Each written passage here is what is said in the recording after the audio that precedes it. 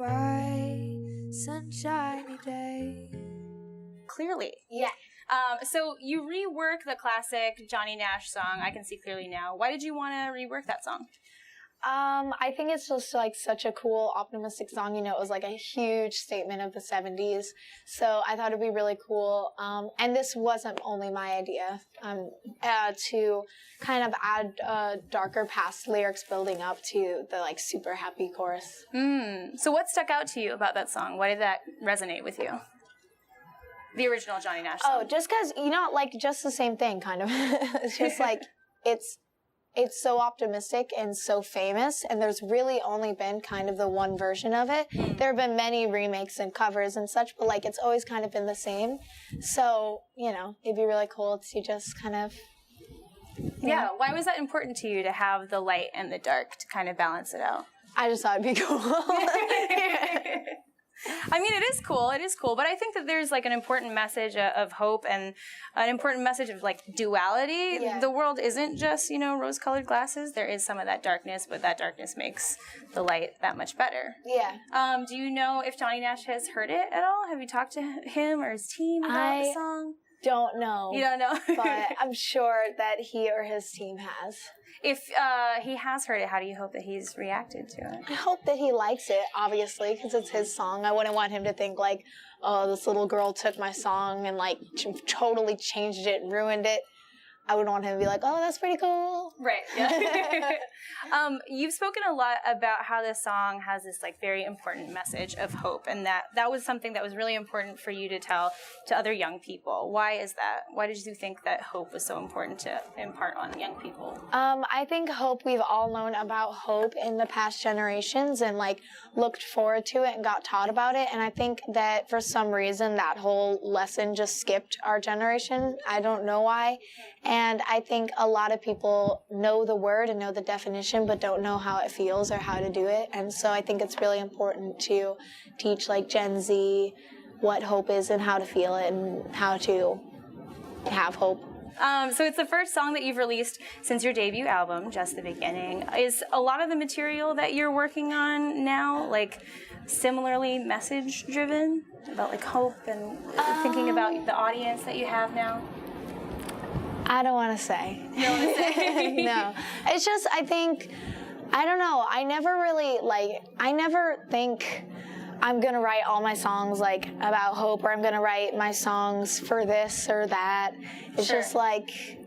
It's probably still very much taking its shape now, too. Yeah. And I'm definitely still like, learning and figuring out my sound and who I am as a writer. And I think the main thing is just like whatever's on my mind or what's going on, in Grace's world. Yeah. Where are you finding lyrical inspiration these days without like giving too much away? Is it from like relationships with other people that you talk to, or is it from like watching things happen on the news or watching a movie or? No, I just kind of make up stuff. Yeah.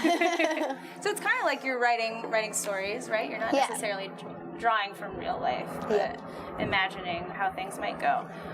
Well, you are, you're putting out Just the Beginning. What have you learned from that process?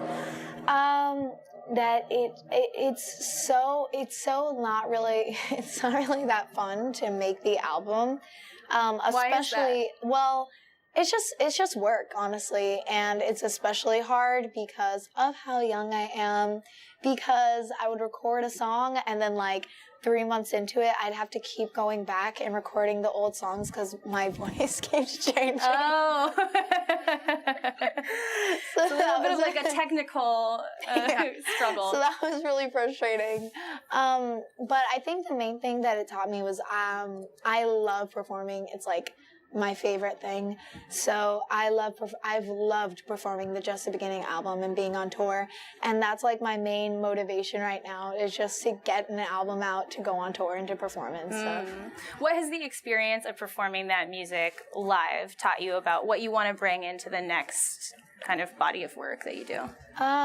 It's really taught me that if you don't really like words that much, just to keep working on it, because I kept to what further, do you mean by that? yeah, really to like further words. explain, like if there were a certain line that you're like, oh, that doesn't seem that good, but whatever, and keep going. No, I did that so many times, and it doesn't go away. Yeah. Like, because it would only get worse through the tour. I would be singing Right. every time. Like if I didn't like a certain line or I thought it was like just bad, every time it would just make me cringe.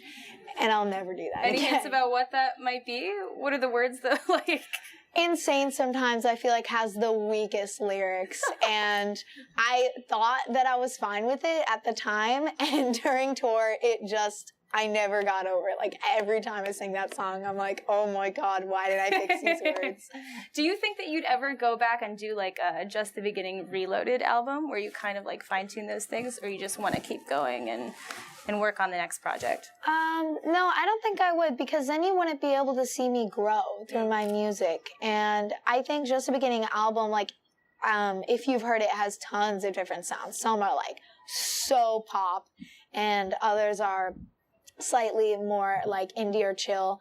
And I think it really helped me on what my sound is like, kind of production wise, because I've never produced, or, you know, I don't produce, but you know what I mean? Like I've never been in the studio. Yeah, exactly. And getting acquainted with all that stuff. you still choose your sound, and you still you make the production with it. And I think that it really helped me with what I want the sound to be and all that fun stuff. Cool. Well, you're about to open for Imagine Dragons this summer. Are you excited? Scared? How are you feeling about that? I'm so excited. I'm not scared at all. Usually I get scared like last minute. But I am so excited. I just picked out my dress and I've just been living in it. And like, it's so hard because I have these followers on Instagram and like, I want to post it so bad, but then like, I know I can't. You have to wait. You can't Yeah, spoil it. it's so pretty though. Oh. Any clues as to like, is it big, floofy? Yeah, like... it's so big, but it's like, okay big, because it's kind of like sheer with like something fitted underneath, so it's like really big, but like it's not like I'm getting. It's great, and like then like I just move a little bit and the whole thing moves. It's like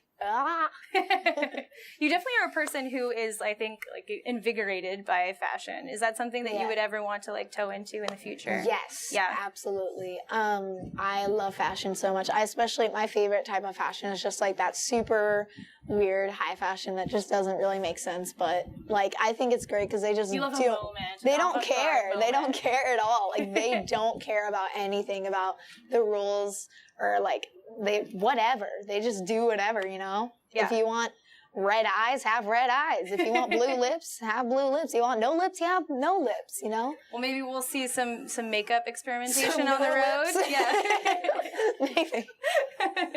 Well, you are performing later tonight. Have you warmed up? Do you have a vocal warm-up that you might want to teach me and we can go through? I have a vocal warm-up that my vocal teacher that I like never go to tells me to do, and I never do it. But I think it's like I only do it if I'm singing like day after day after day. Got it. You know?